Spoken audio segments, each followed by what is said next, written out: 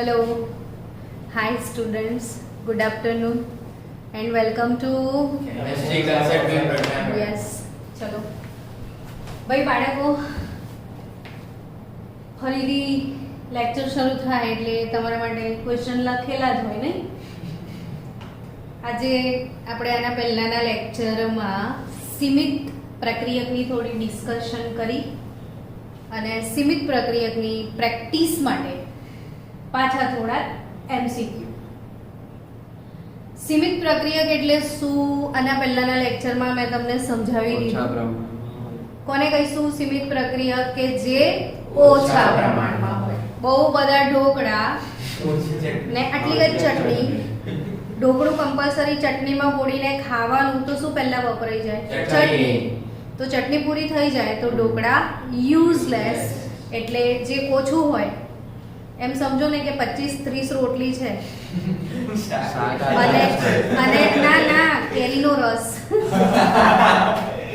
અત્યારે સીઝન સાની ચાલે કેરીના રસની હવે વાડકીમાં તમને આટલો જ રસ આપ્યો હોય ને 25-30 રોટલી આપી હોય તો સીમિત પ્રક્રિયક શું બને રસ બને તો રસ તો ફટફટ પતી જાય રોટલી પડી રહેશે તો હવે તમે બહુ સારી રીતે સમજી ગયા સીમિત પ્રક્રિયક શું બે વસ્તુ હોય એક વધારે હોય ને એક ઓછી હોય તો જે ઓછી હોય એ શું સીમિત પ્રક્રિયક એક કામ કરીએ આપણે પહેલા આ દાખલો ગણીએ કે આ ગણીએ સિલેક્ટ કરો અચ્છા આ બાકી છે ને પહેલા પેલો બતાવી દઈએ પછી આ ગણીએ ને પછી આ ગણીએ એટલે આપણે એક લેક્ચર આખું થઈ જશે આટલામાં તો હવે સૌથી મોટી વાત સમીકરણ બનાવવાની ને સમીકરણ ના જ આપવું જોઈએ એક્ચ્યુઅલી આ ક્વેશ્ચન જ્યારે પૂછ્યો તો ત્યારે સમીકરણ આપેલું હતું પણ મેં ઉડાઈ માર્યું એટલે તમને સમીકરણ બનાવવાની પ્રેક્ટિસ પડે ને વિચારવાનું જાતે કે શું બનશે તો જ મજા આવે રેડીમેડ નહીં ખાવાનું કશું બી જાતે બનાવીને ખાવાનું શું લખ્યું છે મીઠું મીઠું નાખવાનું છે બોલો ટેસ્ટી લાગે ને વસ્તુ NaCl NaCl ની પ્રક્રિયા કોની જોડે કરવાની છે H2SO4 જોડે ને હવે મને કહેશો બનાવવાનું શું છે સોડિયમ હાઇડ્રોજન ફોસ્ફેટ કેટલા લોકોને સોડિયમ હાઇડ્રોજન ફોસ્ફેટ નો ફોર્મ્યુલા બનાવતા આવડે જો આપણે સૌથી પહેલા સોડિયમ હાઇડ્રોજન ફોસ્ફેટ છે શું તમારે થોડું નોલેજ વધે એટલા માટે મેં ના લખ્યું બનાવીએ આપણે શીખવાડું તમને ફોર્મ્યુલા ફોર્મેશનના વિડિયોમાં મેં શીખાયેલું છે કે આને શું કહો છો બોલો તમે ફોસ્ફેટ ફોસ્ફેટમાં હું હાઇડ્રોજન ઉમેરું હાઇડ્રોજનની સંયોજકતા +1 હોય શું બને બોલો HPO4 આ +1 ને આ -3 -2 થઈ ગયું શું કહીશું આપણે આને હાઇડ્રોજન ફોસ્ફેટ સમજી ગયા તો સોડિયમ હાઇડ્રોજન ફોસ્ફેટ નો ફોર્મ્યુલા શું હોય દેખો તો આમાં ખરેખર છે ને આ જે હાઇડ્રોજન ફોસ્ફેટ બને છે કઈ ગયું હા સોડિયમ હાઇડ્રોજન ફોસ્ફેટ બને છે બરાબર જો એક જ अच्छा हाइड्रोजन फॉस्फेट नहीं सॉरी સોડિયમ ફોસ્ફેટ हाँ हाइड्रोजन सल्फेट बनसे केम के सल्फ्यूरिक एसिड छे ने तो फॉस्फेट नहीं बने શું બનશે સલ્ફેટ કઈ વાંધો નહીં આપણે તો શીખવા તો મળ્યું જ છે આપણે હાઇડ્રોજન સલ્ફેટ બનાવીએ હાઇડ્રોજન સલ્ફેટ તો કે આ H2SO4 છે આમાંથી એક H+ છૂટો પડી જાય તો શું વધે HSO4 માઈનસ આ તોડતા આવડવું જોઈએ H2SO4 ને કેવી રીતે તોડાય H+ HSO4 માઈનસ આ કહેવાય હાઇડ્રોજન સલ્ફેટ હાઇડ્રોજન સલ્ફેટ હવે આ સોડિયમ તેની સંયોજકતા હાઇડ્રોજન સલ્ફેટ એની સંયોજકતા તો આ +1 હોય -1 હોય એટલે ડાયરેક્ટ ફોર્મ્યુલા બની જાય NaHSO4 NaHSO4 આમાંથી એક HCl જોડે જતો રહેશે તો શું બનશે HCl. એટલે વસ્તુ સમજો ફરીથી કે આના ટુકડા થાય H પ્લસ HSO4 માઇનસ. આ H કોના જોડે જાય Cl જોડે શું બને HCl ને Na થી શું બને NaHSO4. 12મા ધોરણમાં હેલો અલ્કેન હેલો એરીન ચેપ્ટર આવશે ને એમાં આ NaCl ની H2SO4 સાથેની રાસાયણિક પ્રક્રિયાથી હેલો અલ્કેન બનાવવાની પ્રક્રિયા આવે જ છે. એટલે આજે નહીં તો કાલે મોડે તો કરવાનું જ છે. તો સમજેલું હશે ને તો ગોખવું નહીં પડે. સમજ્યા? એટલે આ કોઈ બી ક્ષાર હોય ને એમાં એના પર એસિડ નાખો તો આ બીજો HCl મળે. જો એક વસ્તુ સમજવા જેવી છે કે આ સલ્ફ્યુરિક એસિડ વાપર્યો ને તો સામે હાઇડ્રોક્લોરિક એસિડ બન્યો તો આ હાઇડ્રોક્લોરિક એસિડની બનાવટ પણ કહેવાય. એટલે 12મા ધોરણમાં P વિભાગના તત્વો ચેપ્ટરમાં HCl ની બનાવટમાં પણ આ સમીકરણ આવશે.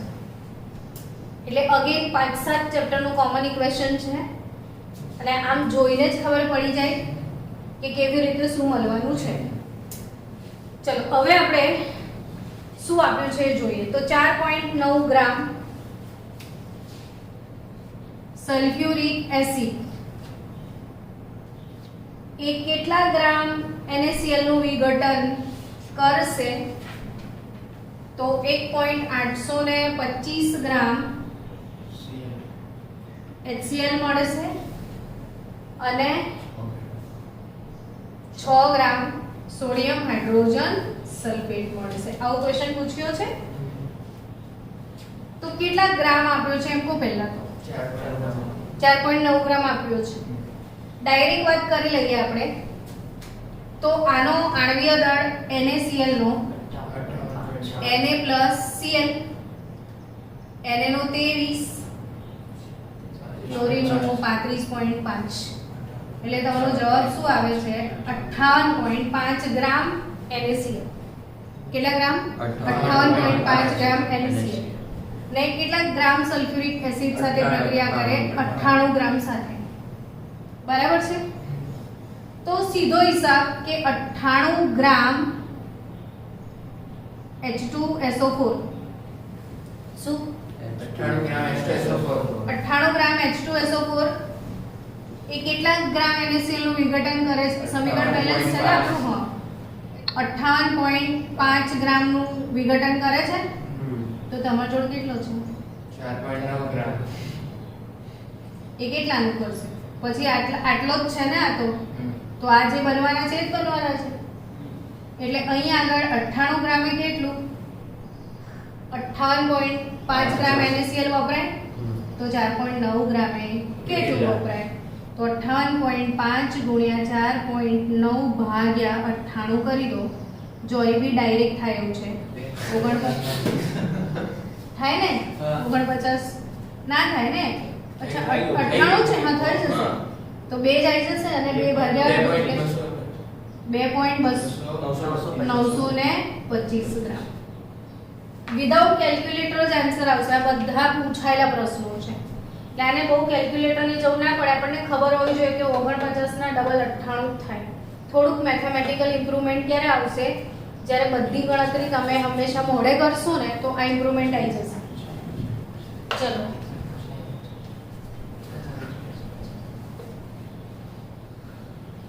સમજ પડી ગઈ ખરી ને બધા લોકોને?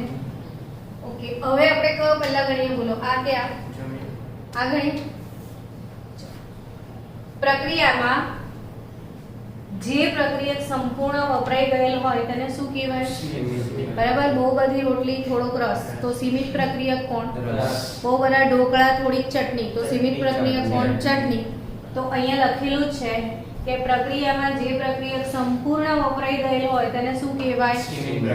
તો 2A + 4B gives 3C + 4D પ્રક્રિયામાં જ્યારે 5 મોલ A 6 મોલ B સાથે પ્રક્રિયા કરે તો કયો પ્રક્રિયક સીમિત છે એ શોધવાનું છે ને પ્રક્રિયા દરમિયાન મળતા C નો જથ્થો ગણો. હવે કયો પ્રક્રિયક સીમિત છે જોઈ લે. થોડોક તો આઈડિયા આવી જ ગયો કે આ 2 મોલ હોય તો આને કેટલા મોલ જોઈએ? 4 મોલ છે. હવે તમને એ કેટલો આપ્યો છે? 5 મોલ ને આ 6. દેખો આ 2 ત્યારે આ 4 ડબલ વપરાય. તો આ 5 હોય ત્યારે ઓલમોસ્ટ ડબલ જેવો જ વપરાશે ને? 10 જેવો જ હોય. હા, પણ આ કેટલો છે? 6. એટલે આ રીતે વિચારવાનું કે 2 મોલ એ હોય ત્યારે 4 મોલ બી વપરાય. હું શું કહું છું સમજી રહ્યા છો? સમીકરણ પ્રમાણે 2 મોલ એ સાથે 4 મોલ બી વપરાય. તો તમને કેટલા મોલ આપ્યા છે? 5 મોલ. તો 5 મોલ એ હોય ધારો કે, તો કેટલા મોલ બી જોઈશે? તો 4 ગુણ્યા 5 ભાગ્યા 2 10 મોલ જોઈશે. ટૂંકમાં 2 મોલ એ હોય તો 4 મોલ બી વપરાય. તમને 5 મોલ એ આપ્યો છે તો ઓબ્વિયસલી તમારે 10 મોલ બી જોઈશે. જ્યારે બી કેટલો છે? ફક્ત 6 મોલ. તો સીમિત પ્રક્રિયક કોણ? બી. સમજી ગયા? તો તમારો સીમિત પ્રક્રિયક કોણ લખી દે ને અહીંયા જ. તો સીમિત પ્રક્રિયક જે બાળકો ના સમજ્યા હોય એમના માટે ફરી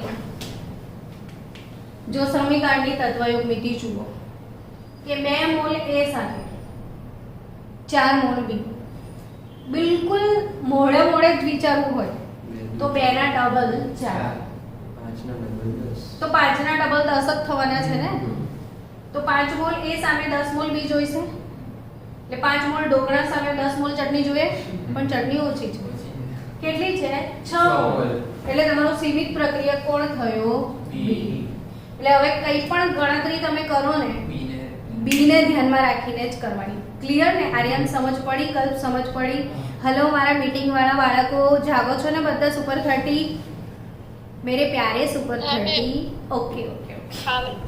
એટલે તમને એમ થશે કે મેડમ અમને ભૂલી ગયા, જોતા નથી એટલે. તો સીમિત પ્રક્રિયક બી. સીમિત પ્રક્રિયક બી એવું થયું. ચલો હવે પ્રક્રિયા દરમિયાન મળતો સી નો જથ્થો હું તમને ટાઈમ આપું છું. કોણ ગણાવશે મને? સી નો કેટલો જથ્થો મળશે શીખવાડો.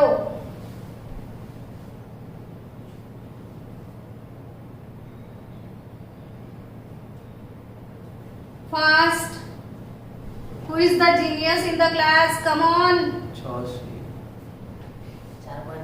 જવાબ નહીં, મને ખાલી સ્ટેપ શીખવાનો કે મારે બી ના આધારે ગણતરી કરવાની છે ને, તો હું શું સ્ટેપ મૂકું?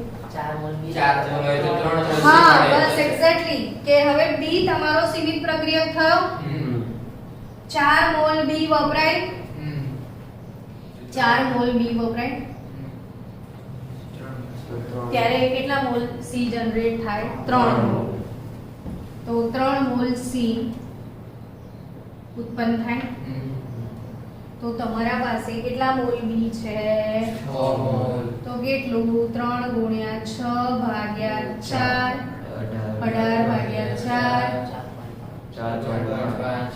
અહીં તો અહીંયાથી તમે કરી શકો તો 3 × 6 2 × 4 9 ભાગ્યા 2 4.5. કેવો લાગ્યો ક્વેશ્ચન? સરસ છે. આપણે ગૂગલી ક્વેશ્ચન નાખ્યા છે. હેવી ક્વેશ્ચન જો આવે તમારા પાસે તો મને મોકલજો.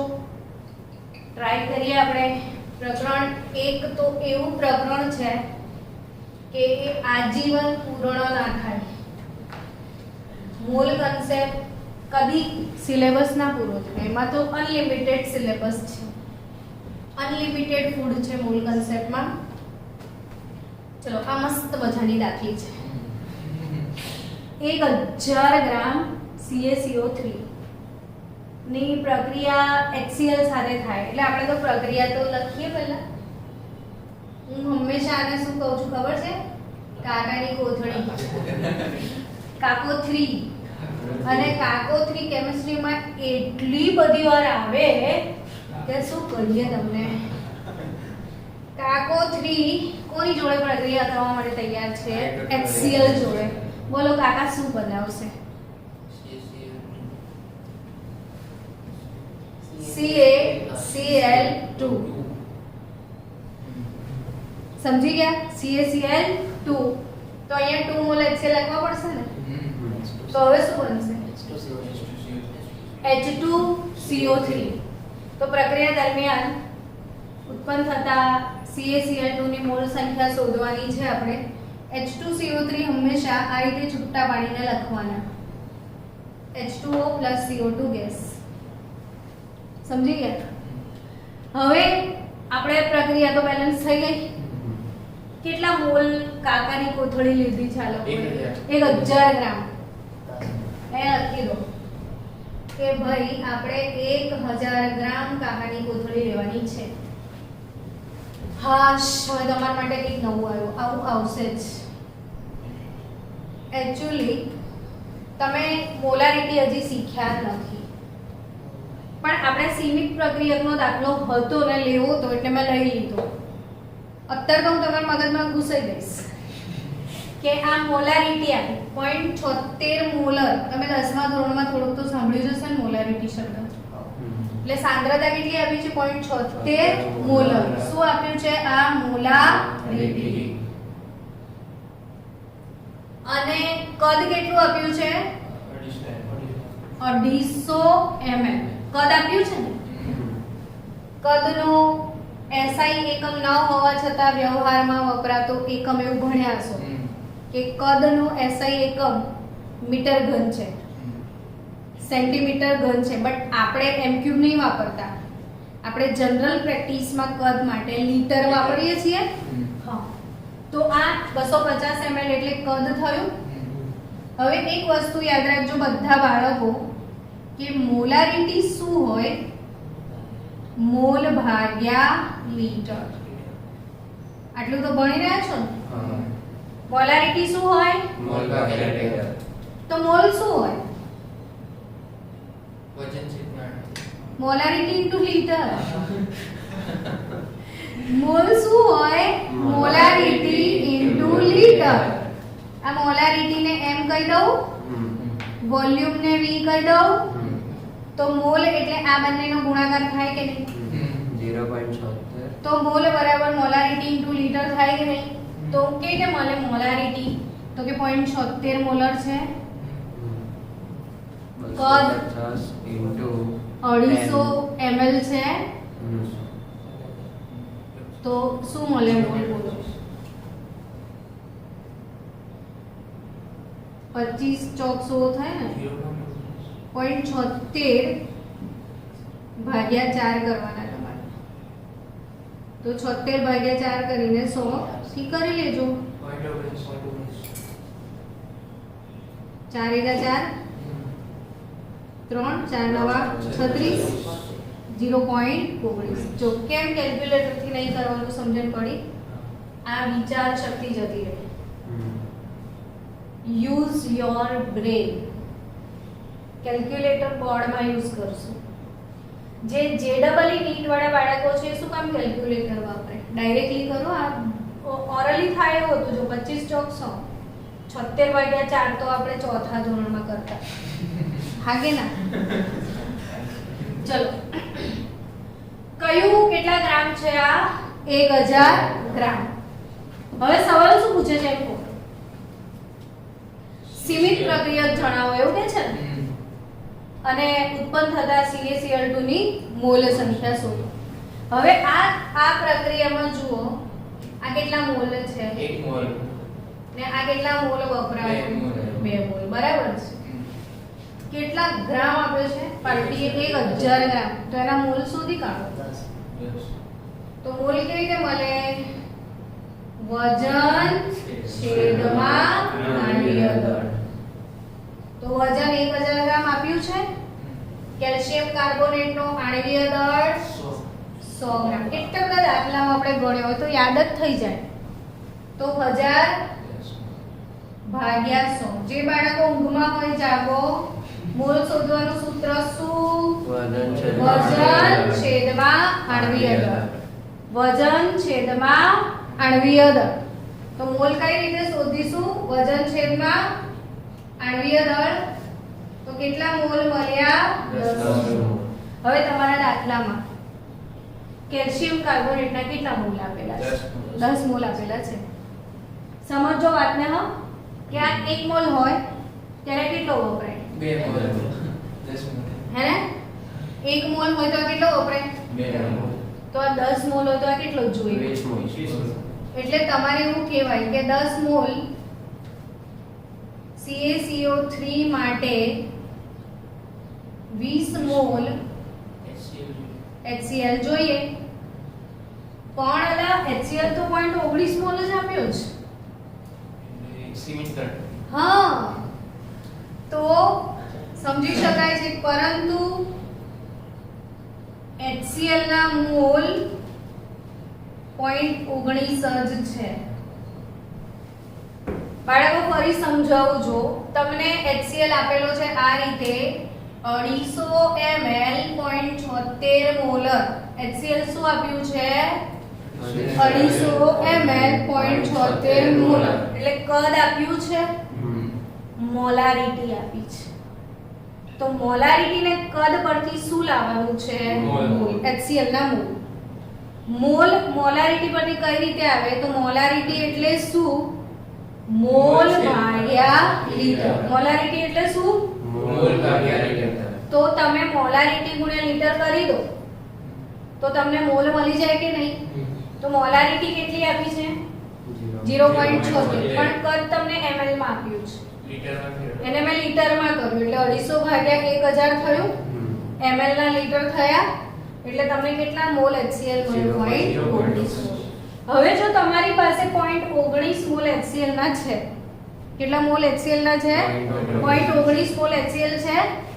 જ્યારે કેટલા જોઈએ છે? 20 મોલ તેથી HCl શું છે? સિમેન્ટ પ્રક્રિયા સીમિત પ્રક્રિયક. તો HCl શું છે? સીમિત પ્રક્રિયક છે. હવે ગણી કાઢવાનું, ગણતરી હંમેશા કોના પરથી થાય? સીમિત સીમિત પ્રક્રિયક પરથી. એટલે હવે આપણે CaCl2 ના મોલ સીમિત પરથી લાવવા પડશે. તો કેવી રીતે વિચારીશું? 2 મોલ કે CaCl હા હા હા 2 મોલ HCl વાપરીએ તો 1 મોલ તો CaCl 1 મોલ શું મળે? CaCl2 મળે. તો 0.19 મોલ હોય તો કેટલા મળે? તો 0.19 ભાગ્યા 2 19 ભાગ્યા 2 કરો. 2 નવા 18 1 વધ્યો 2 પંચા 10 તો 19 ભાગ્યા 2 નો જવાબ તમારો 95 આવ્યો. તો 0.95 આવશે ને? 0.095 આવશે ને? સમજી ગયા? તો તમારો આન્સર કેવી રીતે લાવવાનો, કન્સેપ્ટ ક્લિયર? તો મળીએ હવે કાલે સવારે. Bye bye.